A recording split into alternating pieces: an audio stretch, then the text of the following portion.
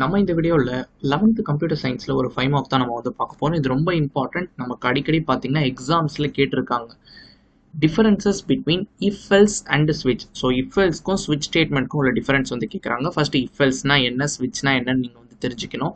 So அதுக்கு நான் வந்து ஒரு ப்ரோக்ராம் உங்களுக்கு வந்து காட்டுறேன். லெஃப்ட் சைடில் நீங்கள் பார்த்துட்டு இருக்க ப்ரோக்ராம் வந்து இஃப் எல்ஸ், ரைட் சைடில் நீங்கள் பார்த்துட்டு இருக்கிறது பார்த்தீங்கன்னா ஸ்விட்ச். இதான் பார்த்தீங்கன்னா வெரி டிபிக்கல் எக்ஸாம்பிள். ஸோ ஏஜ்னு ஒரு வேரியபிள் இருக்குது. அந்த ஏஜ் 18க்கு மேலே இருந்துச்சுன்னா எனக்கு இந்த பிளாக் எக்ஸிக்யூட் ஆகும். இந்த இஃப் கண்டிஷன் ஃபால்ஸ் ஆச்சுன்னா தான் எனக்கு எல்ஸ் பிளாக் எக்ஸிக்யூட் ஆகும். ஸோ இந்த கண்டிஷனை பொறுத்து இதான் கண்டிஷன். இந்த கண்டிஷன் ட்ரூவாக இருந்தால் இஃப் பிளாக் எக்ஸிக்யூட் ஆகும், ஃபால்ஸாக இருந்தால் எல்ஸ் பிளாக் எக்ஸிக்யூட் ஆகும். இப்படி தான் இஃப் வந்து ஒர்க் ஆகும். இப்போ ஏஜ் வந்து 12, ஃபர்ஸ்ட் செக் பண்ணி பார்ப்போம். 12 வந்து greater than R equal to 18 கிடையாது. அப்போ எல்ஸ் பார்ட் தான் எக்ஸிக்யூட் ஆகும். அது ஃபால்ஸ் பார்ட். இஃப் வந்து ட்ரூ பிளாக், எல்ஸ் வந்து ஃபால்ஸ் பார்ட். இப்போ நான் கம்பைல் அண்ட் ரன் கொடுக்குறேன் பாருங்களேன். எனக்கு நாட் எலிஜிபிள்னு எனக்கு வந்து வரணும். எஸ், பக்காவாக எனக்கு நாட் எலிஜிபிள்னு வந்துருச்சு. இப்போ என்னோட ஏஜை பார்த்தீங்கன்னா நான் 22 நான் வந்து இல்லை 122 நான் வந்து போடுறேன். இப்போ நான் கம்பைல் அண்ட் ரன் கொடுத்தேன்னா எனக்கு எலிஜிபிள் டு ஓட். ஸோ இப்படி தான் பார்த்தீங்கன்னா இஃப் எல்ஸ் வந்து ஒர்க் ஆகும். வென் இட்ஸ் கம்ஸ் டு ஸ்விட்ச் என்னன்னு கேட்டிங்கன்னா, நம்ம இந்த மாதிரி ஒரு வேரியபிள் இருக்குது, நமக்கு டே தான் வேரியபிள். ஸ்விட்சுக்குள்ளே அதை நம்ம வந்து கொடுப்போம். ஸோ இன்டீஜர் டைப் ஸ்விட்ச் ஆஃப் 3ன்னு இப்போ வந்து போயிருக்கு. ஸ்விட்ச் ஆஃப் 3 செக் பண்ணி பார்க்கும். மல்டிபிள் கேசஸ் நம்ம வந்து கொடுப்போம். ஸோ எப்படி மல்டிபிள் ஸ்விட்ச் இருக்கு, இப்போ 3ன்ற ஸ்விட்சை தான் அழுத்தணும். ஃபர்ஸ்ட் ஸ்விட்சோட பேர் கேஸ் 1, ஸோ அது எக்ஸிக்யூட் ஆகாது. செகண்ட் ஸ்விட்சோட பேர் கேஸ் 2, கேஸ் 3. இந்த ஸ்விட்ச் தான் நமக்கு வந்து எக்ஸிக்யூட் ஆகும். நமக்கு டியூஸ்டே நமக்கு வந்து ஆன்சர் பிரிண்ட் ஆகும். பிரிண்ட் ஆன நம்ம பிரேக் கொடுத்துருக்கோம். பிரேக் கொடுத்தா என்ன அர்த்தம்னா இந்த ஸ்விட்சை விட்டே வெளியே வந்துடும். ஸோ இப்போ இதுவே நான் டே வந்து 4ன்னு கொடுத்தேன்னா ஸ்விட்ச் ஆஃப் 4ன்னு எனக்கு வந்து போகும். 4 என்னதுப்பா, வெட்னஸ்டே. ஸோ வெட்னஸ்டேன்னு எனக்கு பிரிண்ட் ஆகும். ஸோ இப்போ நான் ரன் பண்ணுறேன், எனக்கு வெட்னஸ்டேன்னு எனக்கு வந்து வரணும். ஓகேவா? ஸோ நமக்கு பார்த்தீங்கன்னா வெட்னஸ்டேன்னு வந்துருச்சு. இந்த எந்த கேஸ்லையுமே மேட்ச் ஆகலை. சப்போஸ் 1 to 7 நமக்கு 7 நாள் தான் மொத்தம் இருக்குது. அது எதுலையுமே மேட்ச் ஆகலைன்னா நம்ம ஏதோ தப்பான நம்பர் கொடுத்துருக்கோம். ஸோ டிஃபால்ட்டில் உள்ளது பிரிண்ட் ஆகும், இன்வேலிட் டேன்னு. ஸோ இப்போ 44ன்னு நான் கொடுக்குறேன்னு வைங்களேன். ஸோ கேஸ் 1லையுமே மேட்ச் ஆகாது, 2லையுமே மேட்ச் ஆகும். நம்ம கிட்ட இருக்க எந்த கேஸுமே மேட்ச் ஆகாது. எதுவுமே மேட்ச் ஆகலைன்னா எனக்கு டிஃபால்ட் எக்ஸிக்யூட் ஆகும். இங்கே எதுவுமே சப்போஸ் இந்த கண்டிஷன் மேட்ச் ஆகலைன்னா எல்ஸ் பார்ட் எக்ஸிக்யூட் ஆகும். ஸோ இதை நம்ம இதெல்லாம் புரிஞ்சு படிச்சுன்னா ஒரு அண்டர்ஸ்டாண்டிங் இருக்கும் பிஃபோர் நம்ம உள்ளே போகிறதுக்கு முன்னாடி. ஓகேவா? கம்பைல் அண்ட் ரன் கொடுத்தோன்னா எனக்கு பார்த்தீங்கன்னா இன்வாலிட் டேன்னு வந்துச்சு. ஸோ இப்படி தான் பார்த்தீங்கன்னா இஃப் எல்ஸ் ஸ்விட்ச் ஒர்க் ஆகுது. இப்போ நம்ம அந்த கொஷின்குள்ளே நம்ம வந்து போயிடலாம். ஸோ ஃபர்ஸ்ட் பாயிண்டே பாருங்க, எக்ஸ்பிரஷன் இன்சைட் இஃப் ஸ்டேட்மெண்ட். அதான் அந்த age is greater than or equal to 18. அதுதான் டிசைட் பண்ணுது. என்ன டிசைட் பண்ணுது? Whether to execute the if block or else block. So இந்த கண்டிஷன் தானே நமக்கு டிசைட் பண்ணுது. இந்த கண்டிஷன் தான் இஃப் பிளாக் நான் எக்ஸிக்யூட் பண்ணுமா இல்லைனா எல்ஸ் பிளாக் நான் எக்ஸிக்யூட் பண்ணுமான்னு எனக்கு வந்து சொல்லுது. ஓகேவா? Okay, fine. வேறஸ் இப்போ நீங்கள் வந்து ஸ்விட்ச்க்கு வந்தீங்கன்னா எக்ஸ்பிரஷன் இன்சைட் ஸ்விட்ச் statement decide which case to execute. எந்த கேஸை நான் எக்ஸிக்யூட் பண்ணும். இங்கே வந்து கேஸ் எக்ஸிக்யூட் பண்ணும். இங்கே நமக்கு ரெண்டே சாய்ஸ் தான், ஒன்று இஃப் பிளாக்கு இல்லைன்னா நமக்கு வந்து எல்ஸ் பிளாக். அதை எது டிசைட் பண்ணுறது? Expression inside if statement. இங்கே வந்து எக்ஸ்பிரஷன் இன்சைட் ஸ்விட்ச் ஸ்டேட்மெண்ட். ஸோ அதான் நம்ம பார்த்தோம்ல. இப்போ பாருங்க, இங்கே நான் வந்து 4ன்னு வைக்கும் போது எனக்கு என்ன வந்துச்சு, வெட்னஸ்டேன்னு எனக்கு வந்து வந்துச்சு. ஸோ எந்த கேஸ் எக்ஸிக்யூட் ஆகணுன்றது இந்த ஸ்விட்சில் இருக்க இந்த பர்டிகுலர் எக்ஸ்பிரஷன் தான் எனக்கு வந்து டிசைட் பண்ணுது. இங்கே வந்து இந்த பர்டிகுலர் எக்ஸ்பிரஷன் தான் நமக்கு வந்து அதை கண்டிஷன் கூட சொல்லுவாங்க. ஓகேவா? ஃபைன். ஃபர்ஸ்ட் பாயிண்ட் உங்களுக்கு புரிஞ்சிருக்கும்னு நினைக்கிறேன். அடுத்து செகண்ட் பாயிண்ட் நம்ம வந்து லாஸ்ட்டாக பார்த்துடலாம். நம்ம 5th பாயிண்ட் ஃபர்ஸ்ட் பார்க்கலாம். If the condition is false the else block will be executed. இதான் நான் ஆல்ரெடி சொன்னேன். கண்டிஷன் ட்ரூவாக இருந்தால் இஃப்ல இருக்க ஸ்டேட்மெண்ட் எக்ஸிக்யூட் ஆகும். கண்டிஷன் ஃபால்ஸ்னா எல்ஸ் பிளாக். எல்ஸ் பிளாக்னா என்ன பிளாக்கு? நாட் எலிஜிபிள்னு நமக்கு வந்து வருது. இங்கே என்ன கண்டிஷன் எதுவுமே மேட்ச் ஆகலைன்னா டிஃபால்ட் எக்ஸிக்யூட் ஆகும். If the condition is false then the default statements are executed. புரிஞ்சிருக்கும்னு நினைக்கிறேன். அடுத்து third point, if else statement checks for equality as well as logical expression.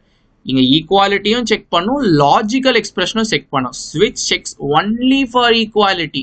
So equality லாஜிக்கல்னா என்ன நான் வந்து புரிய வைக்கிறேன். ஸோ கமெண்ட்ஸ் வந்து இப்படி டபுள் ஸ்லாஷ் கொடுத்தா கொடுப்போம். அது வந்து ப்ரோக்ராம்ல எக்ஸிக்யூட் ஆகாது, அது உங்களுக்கு தெரியும்னு நினைக்கிறேன். ஓகேவா? ஸோ ஈக்குவாலிட்டினா ஈக்குவல் டு ஆப்ரேட்டர், ஈக்குவலா இருக்கான்னு செக் பண்றது. லாஜிக்கல்னா greater than, less than or equal to, greater than or equal to. இந்த இஃப் வந்து இது எல்லாமே நமக்கு வந்து சாட்டிஸ்ஃபை ஆகும். நம்ம வந்து ஈக்குவல் டு கண்டிஷனும் வச்சுக்கலாம், இந்த மாதிரியும் வச்சுக்கலாம். பட் முக்கியமான திங் என்னன்னா இங்க ஈக்குவல் டுவும் சப்போர்ட் ஆகும், மற்ற இதுவும் சப்போர்ட் ஆகும்.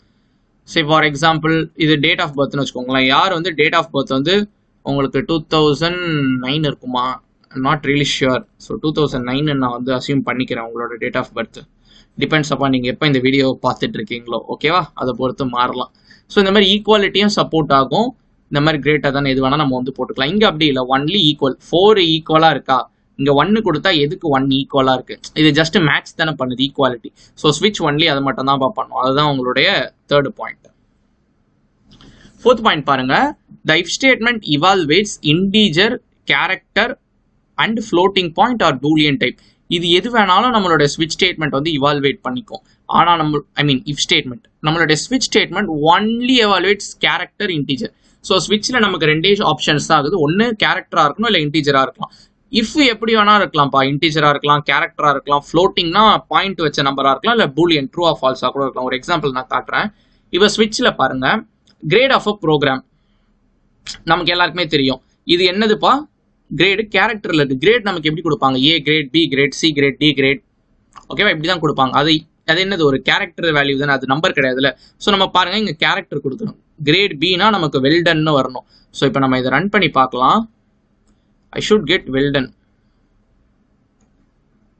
ஸோ நமக்கு பார்த்தீங்கன்னா வெல்டன் வருது. ஸோ இது இப்படி ஒர்க் ஆகுதுன்னு உங்களுக்கு புரியுதுல, இங்கே கேரக்டரும் சப்போர்ட். இங்கே அப்படி இல்லைப்பா, இங்கே நம்ம என்ன வேணா வச்சுக்கலாம். இங்கே வந்து ஒன்லி இன்டீஜரும் கேரக்டரும் தான் சப்போர்ட். ஸோ இங்கே வந்து அப்படி இல்லை, இங்கே நம்ம என்ன டைப் வேணா வச்சுக்கலாம். நம்ம கேரக்டர் வச்சுக்கலாம், இன்டீஜர் வச்சுக்கலாம், ஃப்ளோட்டிங் வச்சுக்கலாம், ஈவன் நம்ம பூலியன் கூட வச்சுக்கலாம். உதாரணத்துக்கு கொண்டு கொடுக்குறேன் பாருங்களா. இப்போ டெம்பரேச்சர் வந்து 37.7 விட அதிகமாக இருந்தால் லைக் நம்ம எப்படி வச்சுக்கலாம், இட்ஸ் ஹாட் அப்படி வச்சுக்கலாம். அப்படி இல்லைன்னா பார்த்தீங்கன்னா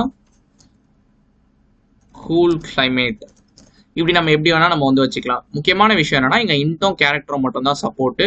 உங்களுக்கு வேற உங்களோட இஃபெல்ஸ்ல எல்லாமே சப்போர்ட். இப்போ செகண்ட் பாயிண்ட் நம்ம அப்புறம் வரேன். இப்போ செகண்ட் பாயிண்ட்டுக்கு வரும். And if else statement uses multiple statement for multiple choices. So இப்போ நிறைய சாய்ஸஸ், மோர் தேன் 1 சாய்ஸஸ்க்கு இது வந்து மல்டிபிள் ஸ்டேட்மெண்ட் யூஸ் பண்ணும்.